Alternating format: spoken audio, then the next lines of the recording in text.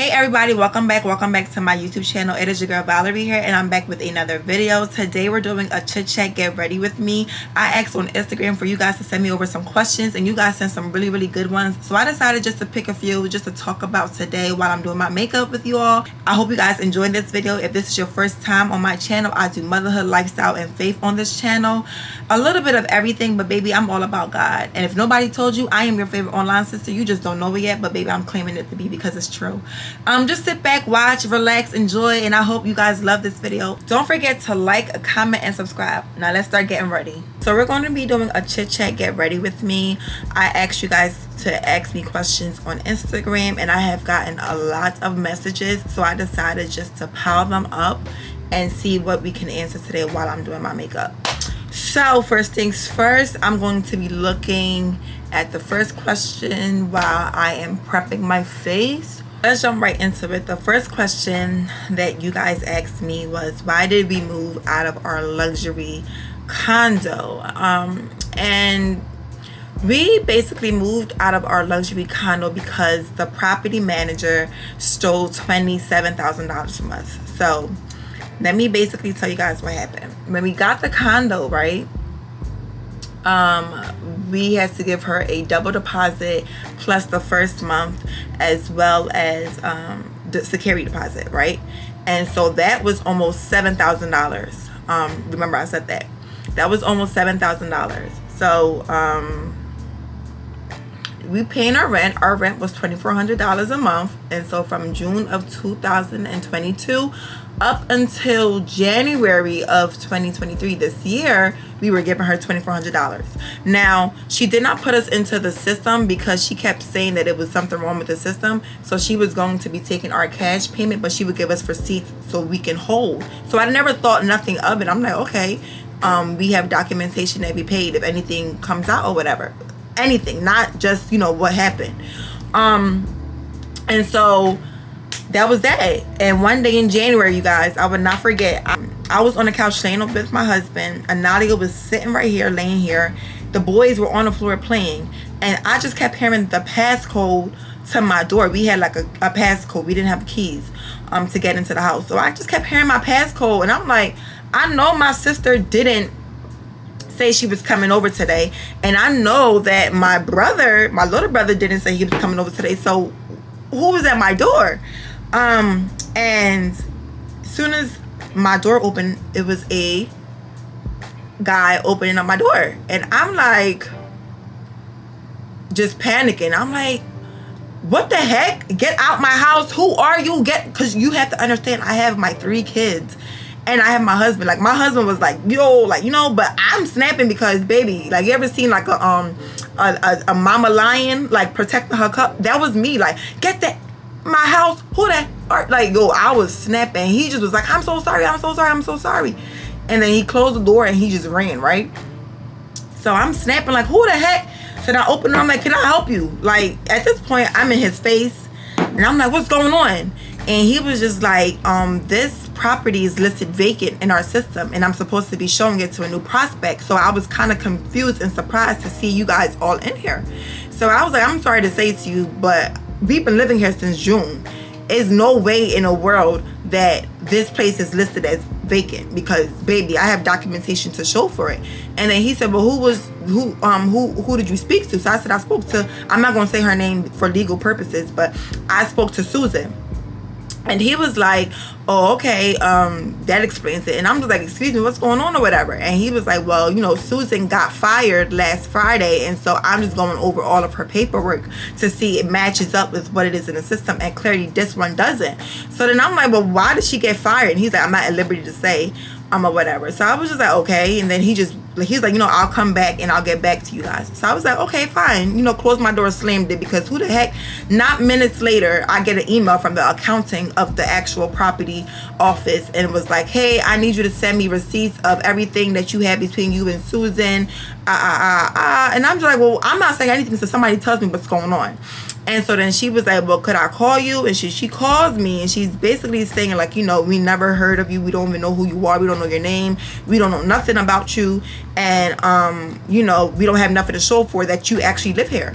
So thank God I kept our leasing papers, I kept receipts and everything like that. So I sent it to her, and she was just like, okay, well, clearly you're not lying, everything, you know, of that nature, but because that you went through Susan, you have to go through another system and apply again. So I was like, I'm not doing that. The heck is wrong with y'all? Like, no, I'm not doing that. You know what I'm saying? I'm not doing that. One, I wasn't doing that because we were still trying to get a car by that time. It was tax season.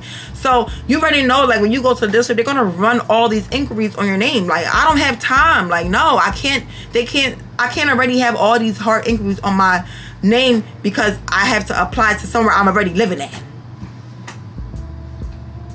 So I'm like, I'm not doing that. So she was like, well, if you don't do that, you have to leave. And I'm like, I'm not leaving anywhere. She's like, you have to leave. And I'm like, I'm not leaving anywhere. So then I got in contact with a tenant lawyer, and he told me to not apply as well as to not leave because you have all right to be there. You have the paperwork, you have documentation. There's nothing that they can do. They're just trying to scare you. She had somebody call me from the office. Mind you, he was a little ignorant or whatever. And he was like, you have to apply. I'm like, I'm not applying. So I said, I'll just see you guys in court. And I said, my lawyer said I don't have to apply. I guess the moment I said the L word, everybody just wanted to start being on board with everything. And so she's like, you know what? I spoke to the owner, and the owner said he's willing to let you stay there for another 6 months. We're going to write you up another 6-month lease, and then we're going to revisit the conversation to see if you guys are going to be renewing your lease or not. So after all that or whatever, I'm just like, I don't want to stay here because, you know, at the time I just left my job, and so our rent itself was $2,400. And I'm like, well, you know, oh yeah, that was another thing. I'm sorry, I gotta go back. So then I'm like, well, I want to know, if you guys want me to leave, you guys have to give me a check of $20,000 because I've been paying for over 8 months basically. And she was like, well, we don't have your money in possession, so we can't give you nothing. I'm like, you're gonna have to do something because please be for real. And then she was like, well, you have to understand, you was paying your rent.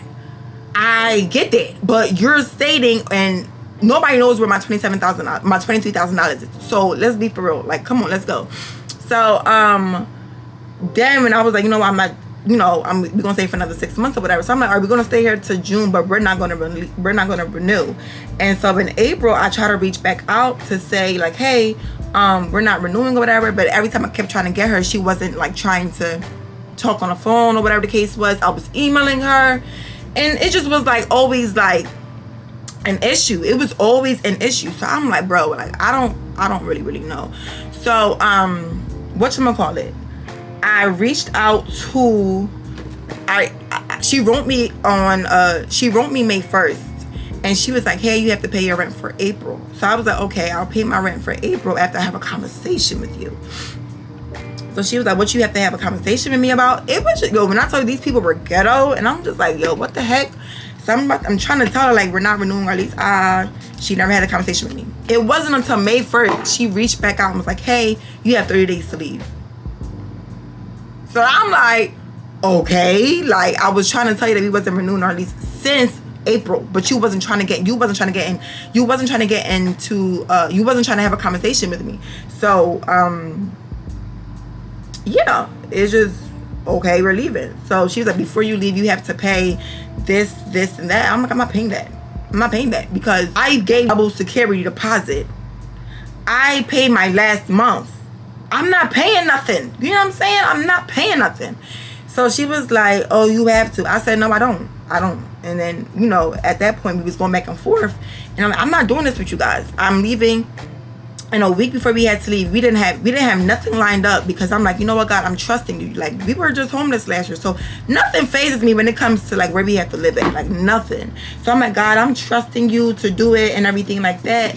And he did it. You know, a week before we had to leave, we found a place and we got approved the next day, and we paid her deposit. Like, God is just on time. You know what I'm saying? So I wasn't mad. And then she was like, oh, somebody has to come by and see how the house is in order to determine if you get your security deposit. So you have to be out Friday by 12 p.m. I said, I don't have to be out anything Friday by 12 p.m. Hold on, my camera about to die. She had some guy come look at the place. He had an attitude. That was the same guy on the phone. He had an attitude problem. So I had to check him like, sir, I'm not 1, 2, 3, 4, or 5.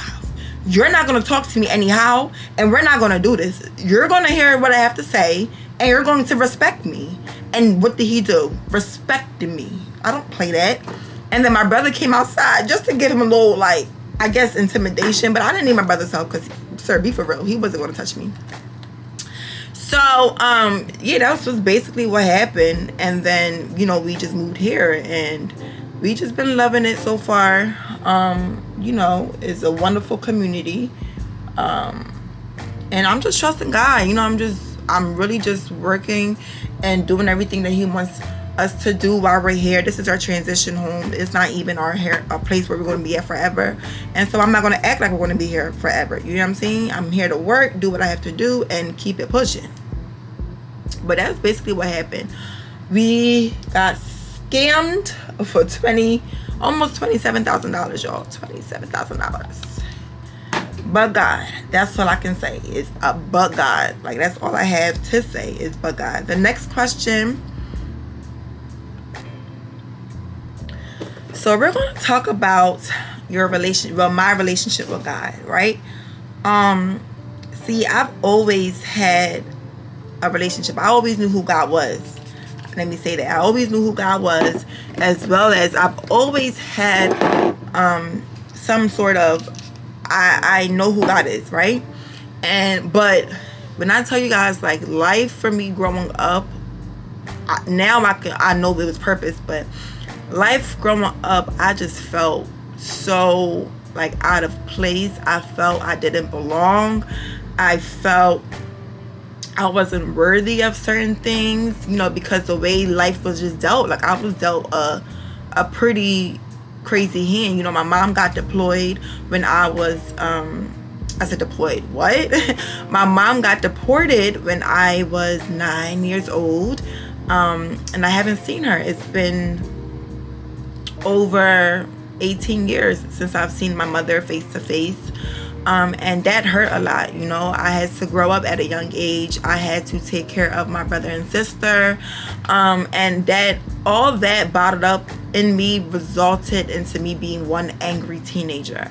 And then while she left, we were going through ways on how to, like, really be stable as a family. We got kicked out of the school because my dad we got evicted from our apartment because my dad couldn't keep up with the bills because he had to pay for lawyer fees. Lawyer fees for immigration is a lot of money, right? And so we had to pay for lawyer fees, and then, you know, he's still taking care of 5 kids. Mind you, it's 5 kids plus 3 other kids that wasn't his. So it's me, my sister, my brother, my older brother. No, it was 4 kids. I'm sorry. Me, my sister, my brother.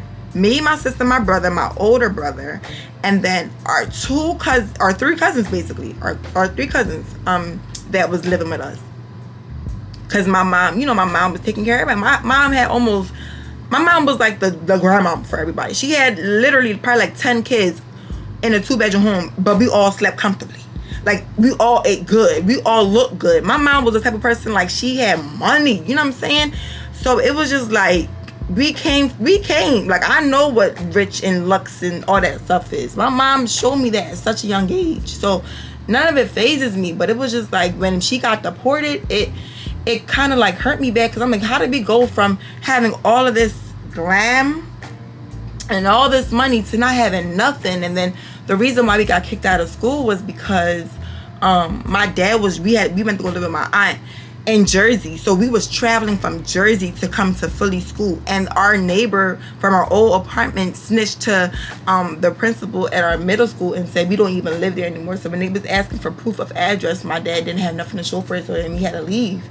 And I grew up to be just jealous and mean and angry to people. Like, nobody had to do nothing to me, but if I woke up on the wrong side of the bed, oh baby, all hell broke loose, because I was one mad girl. I was one mad little girl. Like, so I, at the time, blamed God. You know, I blamed God for how everything was happening in my life and everything, because I'm like, well, if God was real, he wouldn't be taking my mom from me. If God was real, my dad would have never got sick and had a stroke and had a heart attack and this and that. We would never got evicted 3 times, living in a hotel room with like, we wouldn't be eating no banquet meals. You know, we wouldn't be sleep. Like, it was sleeping in the cars. Like, baby, life was lifing, okay? I might write a book because life was lifing. And it's just like, just to see how my life changed, right? And then having my own kids, and then getting married and being loved properly, and, you know, forgiving myself for certain things, and just not blaming myself or blaming God, and then going to church and really trying to develop an actual relationship, because it was like, all right, you know what? Maybe, just maybe, it wasn't God. Maybe this was all about plan and purpose, you know? And it's like, I think when I gave birth to my boys was when I was like, you know what, I need to like have a relationship with God. And that's how it started to develop. But when my cousin died during COVID, may his soul rest in peace, he died by himself in the hospital, y'all. But when he died during COVID, I knew at that point, that May, I gave my life to Christ. I'm not about to die and I know if I'm going to hell or heaven. Like, I need to make it through them gates, you know? I want to see my cousin again. I want to be happy. And I want to go with the thought that all is well. You know, I did what I had to do and God is pleased with me, and now he's calling me home. So that's why I gave my life back to Christ in May, and then I got baptized that October that same year. And I just want to say that my relationship with God is a journey, and it's something that I'm going through every single day. I'm always learning something new about him. I'm always learning something new about me. I'm finding ways to improve. I'm finding ways to, you know, be better than who I was yesterday. Am I perfect? No. Would I be perfect ever? Absolutely not. But I'm going to strive to not be the same person that I was. You know what I'm saying? And that goes into our next topic, having friends, and, you know, how do you let go of certain friendships? That right there, that used to be something I struggled with badly. When I tell you guys, I have, like I said, the little girl in me was mad at everybody. So I used to push people away. And then the moment that I don't push people away, I give people a chance. I now gave God a chance, and now he's pushing people who's not supposed to be in my life away. And I'm just like, God, what is going on? And he just was reminding me, like, you know, you don't need these people. But I'm like, I kind of do, God. Like, I ain't about to lie to you. I need them. He like, you don't need them. So, you know, when I started deepening my relationship with God and stopped doing certain things, like, you know, going out or engaging in certain activities, I was getting called brand new. I was getting called, oh, who you think? I was getting told, who you think you are? Shady comments. Like, I was just like, baby, I'm just trying to serve the Lord, you know? But certain people wouldn't see that. And I also know how the enemy loves to divide and cause division. So I'm like, baby, it's a spirit. Like, it's a spirit. And they weren't trying to listen to me. They like, no, you acting brand new. You think you all that. And I'm just like, I don't think I'm all that, y'all. I just want to be better. And I say all this to say, I don't think I'm all that. I just want to be better. And honestly speaking, if somebody has an issue with you being better or trying to be better, that person shouldn't be in your life. But I was too naive to see that, because I'm like, nah, that's my friend. Am I acting brand new? So I would, like, you know, sometimes I will fall into the trap being peer pressured that I'll go out or I'll drink or whatever. But I'm like, yo, I can't serve two things. Like, I can't serve the world and I can't serve God. I gotta choose. So I chose God, and, you know, I ultimately I fell back and set boundaries. And was it hard? Yeah, it was. Like, it was hard, because you know how you so used to being near certain people, and it's just like, nah, they're not even hearing them. I can't even call you and tell you good news, or I can't do none of that, because we just not on that type of time anymore. And then developing relationships while I was in Christ, that was kind of hard too, because it's so hard trying to find like-minded Christian friends. I'm gonna be honest. Some people really be like, I love God, and I'm not trying to judge nobody, because I'm not judging nobody, but I'm speaking facts, you know? And some people really just want to believe, some people just want to believe that God is saying something to them that God never said in the first place, basically. And it's just like, when you're trying to just listen and comprehend, it's like, you know, you feel uneasy. And then some people just aren't really at that level where you are at, in your walk. And it's just like, you need to be surrounded by like-minded individuals, and it's so hard to be surrounded by that, because some people fall into the trap of the enemy. And it's like, you accelerating, you going up, and it's just, now you gotta like, it's a drag, or it's a burden trying to like keep up with the person that's just not. It's like they know what to do, but they don't want to do it. And I'm at that point. I don't have time. I have 3 kids, point blank, period. I don't have time for another child. I don't have time to just keep trying when I know that you know better. Like, you know better. So I shouldn't have to. No, I'm not. So it's just like, maybe I don't practice enough patience, but I do though. I can say that I truly practice patience, but it's like, I'm not about to be naive. You know what I'm saying? Because we all, well, you know, I can't say we all, but I'm just not about to be naive. Like, if I go to God and I'm asking him things and whatever, and he's sometimes showing me that, and it could be with people that, you know, I would never think. It's just like, all right, you know, maybe God sees things that I don't see, or maybe he's heard things, or maybe he has saw some things that I just don't see. And it's just like, I can't be mad if he starts to remove some people. But I do often ask God, like, God, can you please just surround me with like-minded individuals? And sometimes God will put you in isolation just to really have you with him, so that you don't be so you don't be so caught up, or you don't be so, what's the word I'm looking for? You don't be so, your attention is everywhere but him. And sometimes he would have people just stop reaching out, or he would have you not be, in the mix, so that he can have you fully to himself. But you got to be able to discern that, because sometimes it could be demonic isolation, and it could also be God isolation. But you will have to be able to discern it and ask God for clarity on what it is that he's doing concerning that. But y'all, this walk ain't easy, but it's worth it. I'm gonna be so honest, it's so worth it, because you know that you have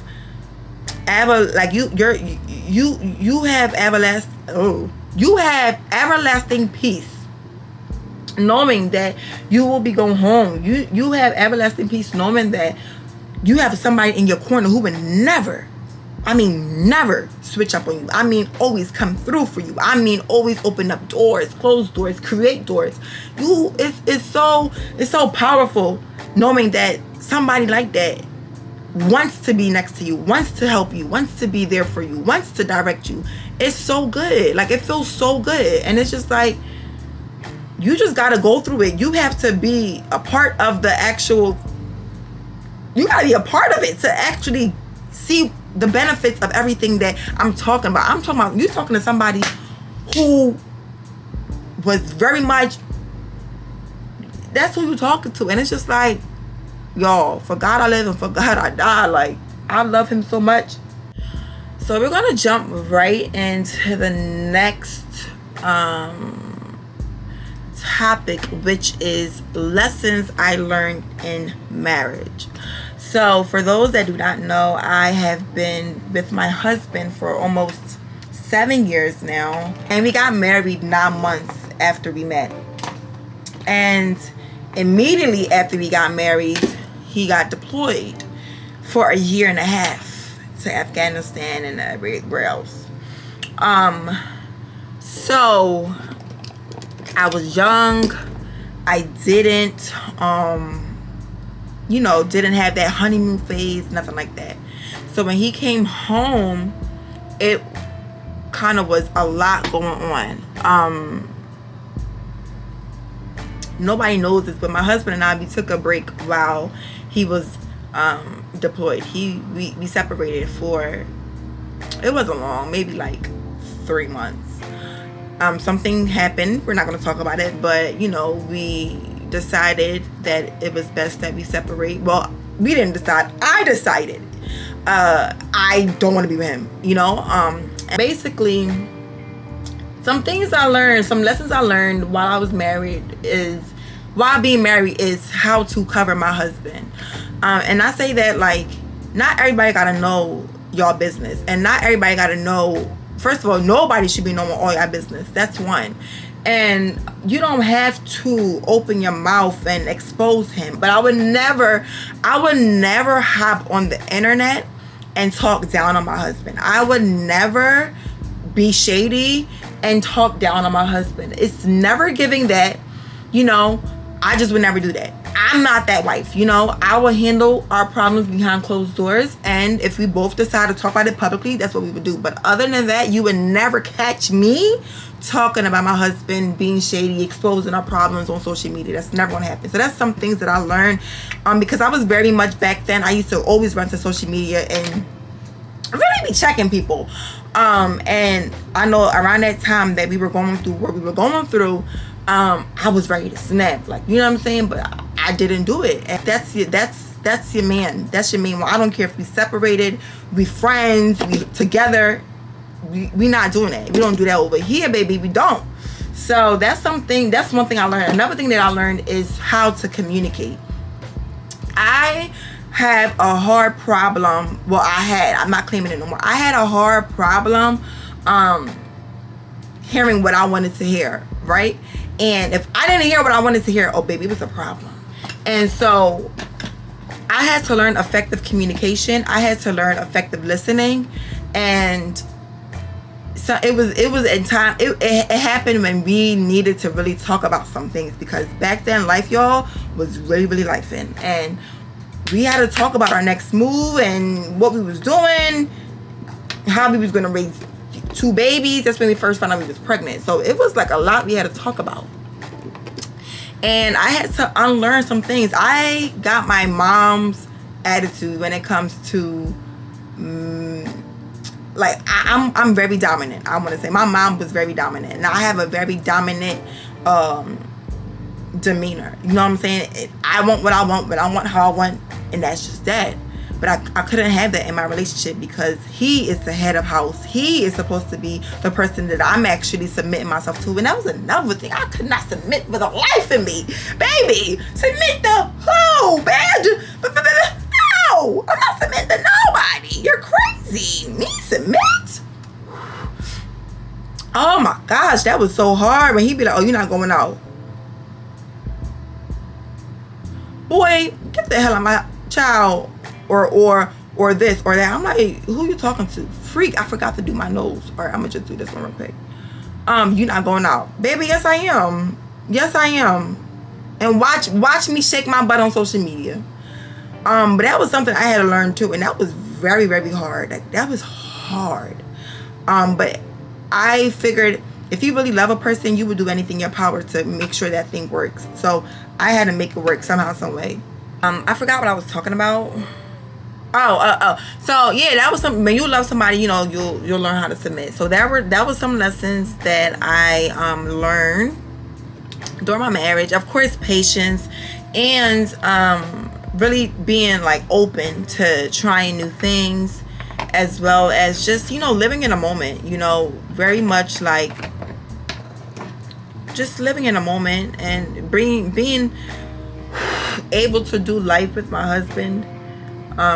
Is something I now, you know, appreciate, because out of all the guys that I, you know, was dealing with and talking to back then, I don't think I would have been where I am today. I'm still messing with those type of guys, because, you know, my taste back then was just very, oh, he's cute, gets money, you know.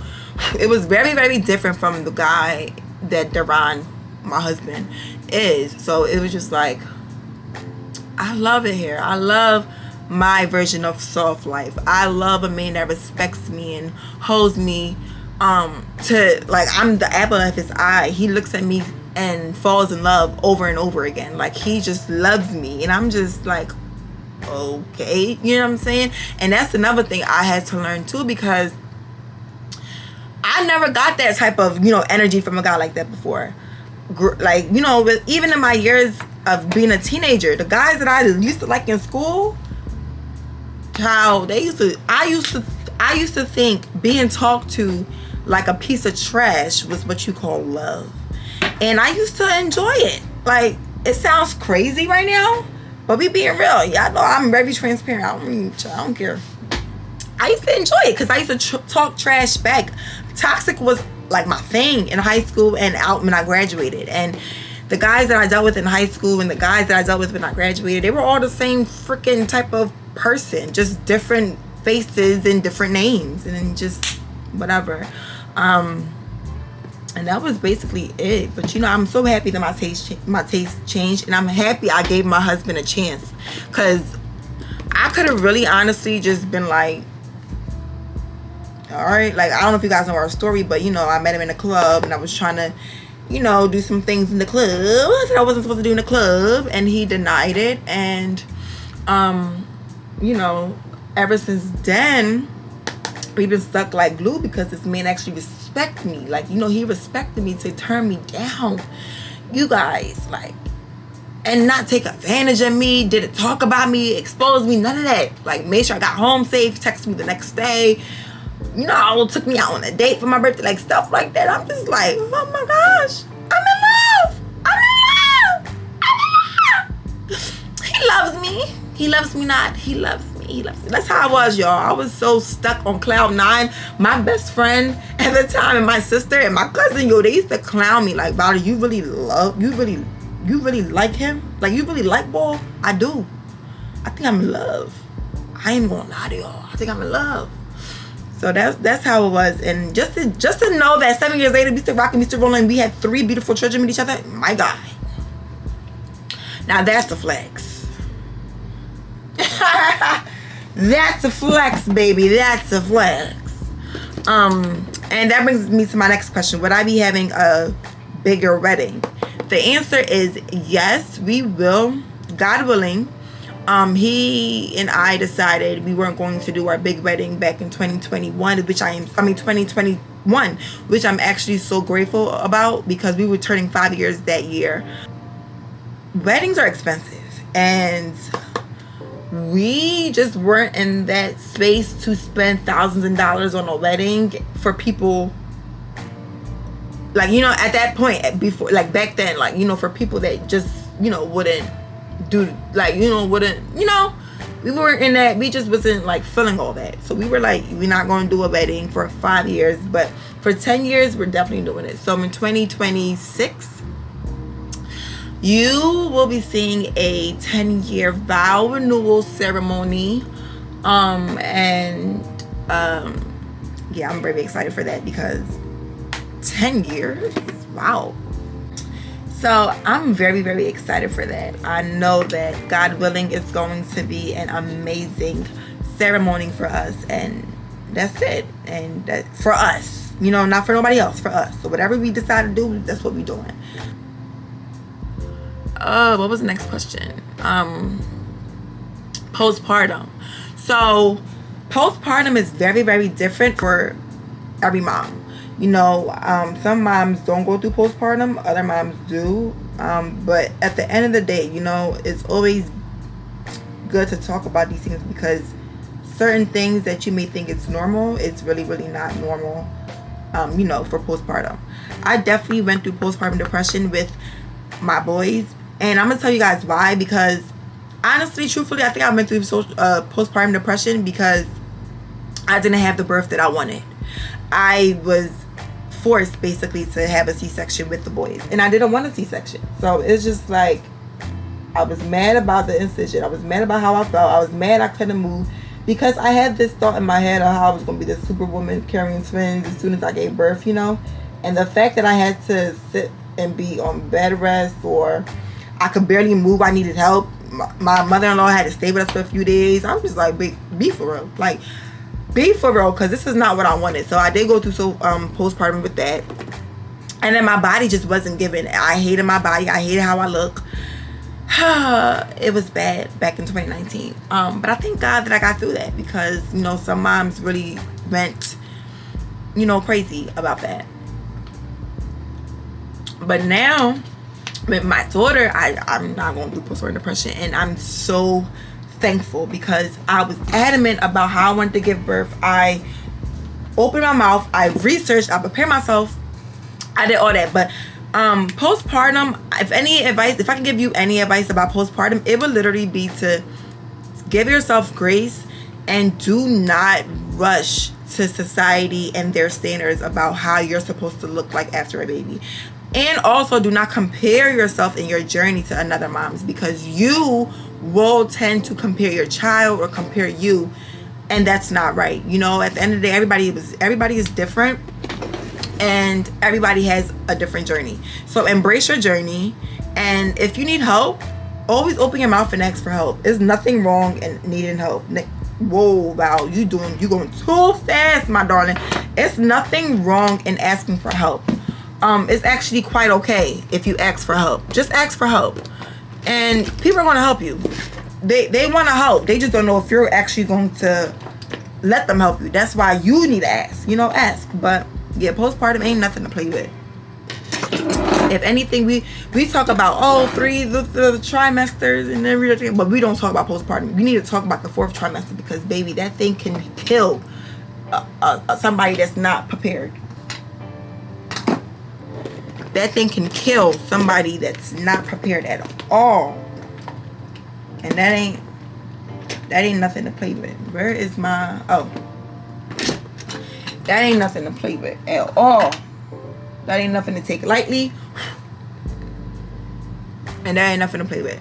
So, if you know anybody that just had a baby, check on them. Or if you just had a baby and you need help, ask for it. There's nothing wrong. I'm trying to tell you, there's nothing wrong. You won't be looked as if you're weak. You won't be looked as if you're not strong enough. No, you'll be looked as, I just gave birth. And I just need time. I just need help. That's all. That's how you'll be looked at. And I'm pretty sure nobody's going to look at you and judge you. I guarantee you that.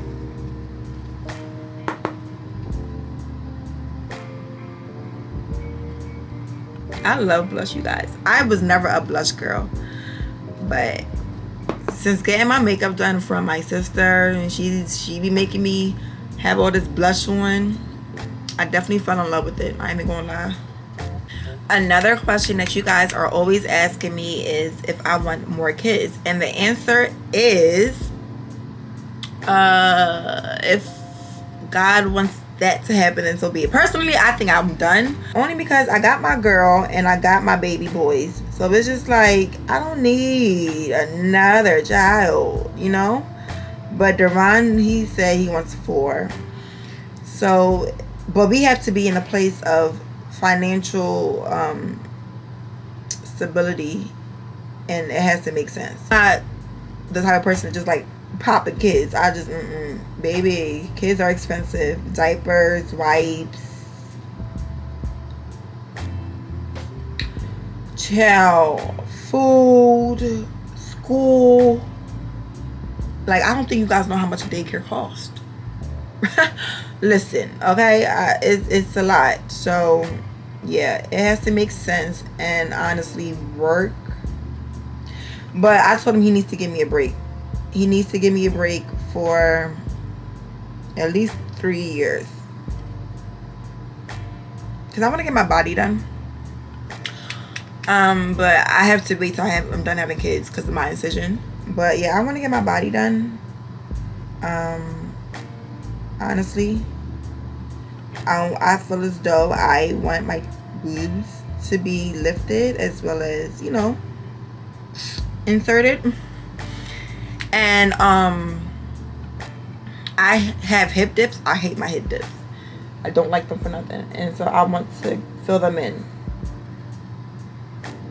So I'm definitely, and that's going to happen before our 10-year renewal, because I'm walking in like a big money boss.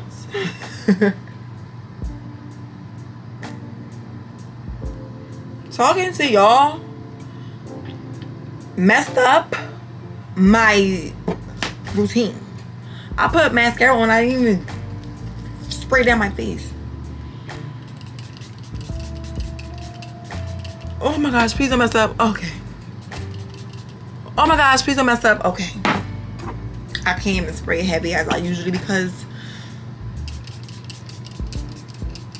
okay, don't mess up. Okay.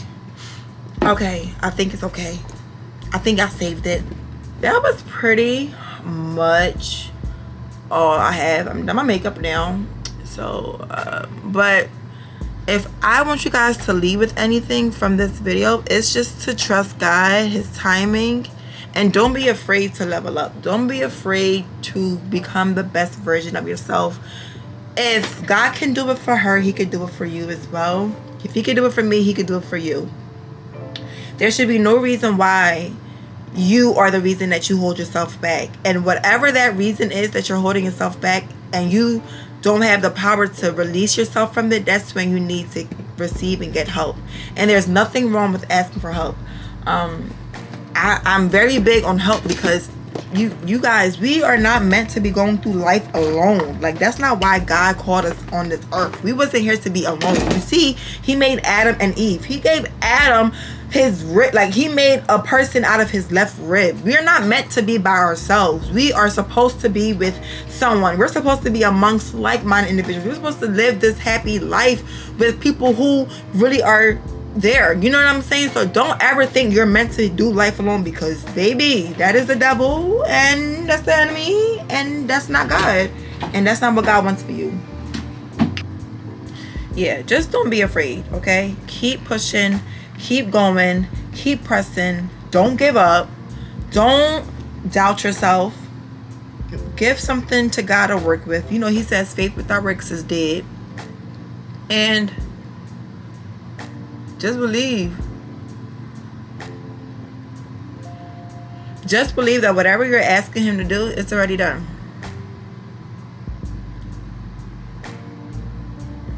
It's already done. And if you need help, just, you know, improving your prayer life, or how you talk to God, and or how you just do things, right? Like, you know, always go back and pray. Like, God, just give me wisdom. One thing about God, he's going to give you wisdom. He's going to give you whatever it is that you ask of him, to be honest. Like, you just can't miss it. You got to be in alignment. You got to be focused. You got to stay on point. You can't let nobody take you off your Zoom, baby. You can't. Like, not this time. Not right now. Baby, I got too much things I got to accomplish before I got to go back home. Before I got to go back home. But no, all in all, just love yourself more. Give yourself grace. Celebrate yourself more. And receive. Be open and receiving what God is doing for you. Don't be fake humble. Don't be fake humble.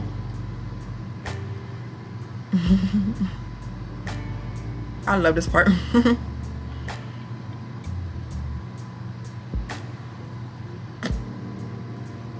Don't be fake humble, baby. You look and then some. You is and then some, okay?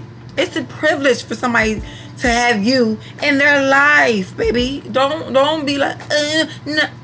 Alright. God created one version of you. So why are you letting this one version go to waste? That was good. But this is the end of my look. I'm about to hop on another video because, like I told you guys, I'm on my Zoom. I'm not playing. I got a goal to reach for YouTube, and that is that. I hope you guys love this video, and if you would like more of these chit chat get ready with me's, let me know in the comments below. I love you so much, and I know that you are in the position of leveling up. Just get ready so that you don't have to get ready. Just stay ready so that you don't have to stay ready. What's that saying? You know what I'm saying? Be ready, baby. Be ready. I love you. Bye.